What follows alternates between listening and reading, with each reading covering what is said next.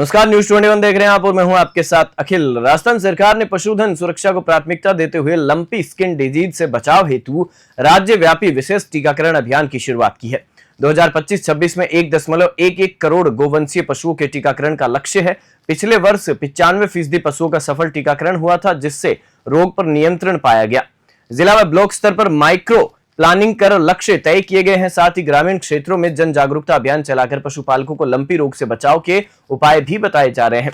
इन्हीं तमाम मुद्दों पर पशुपालन मंत्री जोराराम कुमावत से न्यूज 21 ने खास बातचीत की। आइए आपको भी सुनाते हैं। राजस्थान के करीब 1 करोड़ से ज़्यादा गौवंशों के लिए राजस्थान सरकार एक विशेष अभियान चलाने जा रही है, जिसकी शुरुआत भी हो चुकी है। हमारे साथ पशुपालन मंत्री जोराराम जी मौजूद है। सर, जानना चाहेंगे वो क्या अभियान है जिससे 1 करोड़ से ज़्यादा गौवंशों को बहुत हद तक फ़ायदा मिलने वाला है? अभी जैसे मौसमी बीमारियां चलती है, तो उसमें अभी गाय में एक बीमारी आई बीच में 2022-23 में आई थी, लंपी। और लंपी के समय बहुत सारी गौमाताओं की मौत भी हुई थी। तो पिछले साल में अपने उस बीमारी को रोकने के लिए वैक्सीनेशन करवाया था। इस साल हमने 1,11,57,000 का टारगेट रख करके वैक्सीनेशन हम करवा रहे, शुरुआत कर दी है। अभी गौशालाओं में वैक्सीनेशन हो रहा है, फिर घर घर जाकर के उनका वैक्सीनेशन करवाएंगे, जिससे गौ माताओं को मतलब उनकी रोग प्रतिरोधक क्षमता बढ़ेगी, तो ये मौसमी बीमारियों से, इनकी लंपी जैसी बीमारियों से मौत नहीं होगी। अन्य बीमारियां भी है, उनसे भी जैसे समय समय पर हम वैक्सीनेशन कराते हैं। इलाज के लिए हमने बहुत सारे 300 संस्थाओं को कर्मोन्नत किया, 700 नई संस्थाएं खोली है। और मोबाइल वेटरनरी यूनिट है, वो एक बहुत बड़ी योजना हमारे मुख्यमंत्री जी के नेतृत्व में हमने शुरू की है। और उसमें जो एक डॉक्टर है, कंपाउंडर है, एक ड्राइवर कम हेल्पर है, दवाइयाँ सभी तरह की है। और पशुपालक ऑन कॉल उनको फ़ोन करता है, तो ऑन कॉल पर वो गाड़ी 1962 नंबर फ़ोन करने पर पशुपालक के घर जाकर के इलाज काम करने का काम करती है। ये बहुत ही महत्वपूर्ण योजना है। पशुपालकों को घर घर इलाज दे करके ये हमारे मुख्यमंत्री जी ने उनको इलाज देने की योजना शुरू की है। साथ ही साथ में एक गौ माता में जैसे गौ माताओं की संख्या कैसे बढ़े और नंदियों की कैसा संख्या घटे, इस दिशा में एक भारत सरकार ने योजना शुरू की है, वो है सेक्स सॉर्टेड सीमन योजना। और सेक्स सॉर्टेड सीमन योजना में एक सीमन का डोज आता है, वो बाज़ार में 1000 के आसपास मिलता होगा, लेकिन सरकार, भारत सरकार हमें राजस्थान सरकार को 265 रुपये में दे रही है। और 265 में भी राजस्थान सरकार 75% सब्सिडी दे रही है।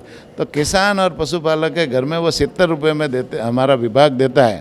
तो वो डोज है ना, एआई कराने से जो गौ माता के लगाओगे तो उससे 90% बछड़ियाँ पैदा होगी और 10% बछड़े पैदा होंगे, तो जिससे आने वाले समय में धीरे धीरे नंदियों की संख्या कम होगी, जिससे बेसहारा नंदी जो रोड पे घूमते हैं उनकी संख्या कम होगी और गौ माता की संख्या बढ़ेगी।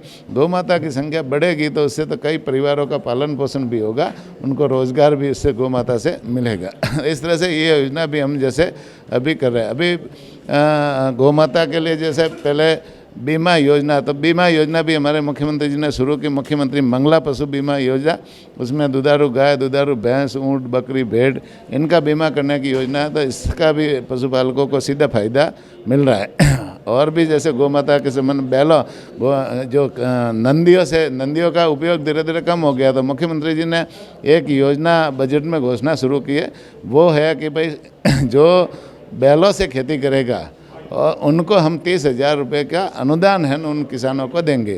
तो इससे भी है ना, नंदियों का उपयोग हो तो ये रोड पे घूमने की जो है संख्या धीरे धीरे कम होगी।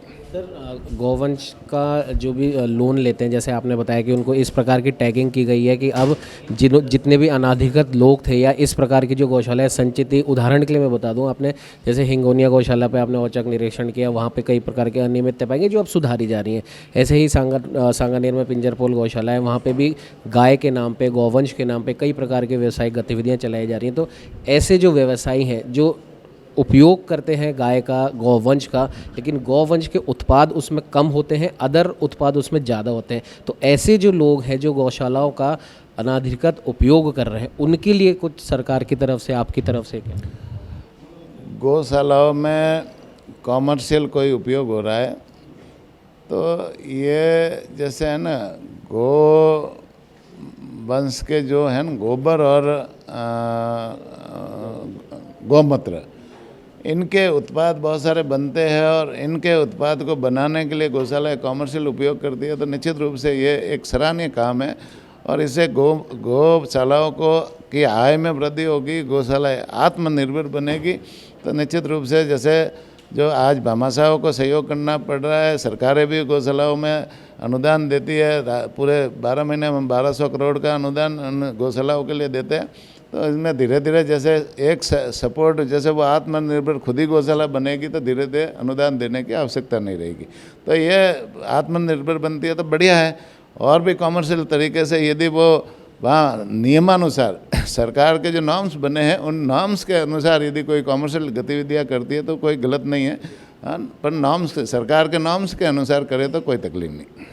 सर मार्च में राजस्थान सरकार ने एक बहुत बड़ा निर्णय लिया था कि जो भी बेसहारा या असहाय गौवंश जो सड़कों पर घूमते हैं, जिन्हें आवारा पशु कह देते हैं, उनकी एक हमने चेंज करा था कि उन्हें अब आवारा नहीं कहेंगे, उन्हें बेसहारा या असहाय कहेंगे। तो ऐसे जो गौवंश है, अब तक कितने ऐसे गौवंशों को बचाया जा चुका है या उन्हें गौशालाओं में शिफ्ट किया जा चुका है? निश्चित रूप से पहले गोवंश को कई लोग बोलचाल की भाषा में आवारा कहते थे और सरकारी रिकॉर्ड में उस शब्द को आवारा लिखना शुरू कर दिया था। तो हमने ये निश्चित कई मान्य सदस्यों की भी मांग थी, जनता की भी मांग थी कि भाई गौ माता है, गौ माता कभी आवारा नहीं हो सकती, तो उसे सम्मानजनक तरीके से मतलब संबोधित करना चाहिए।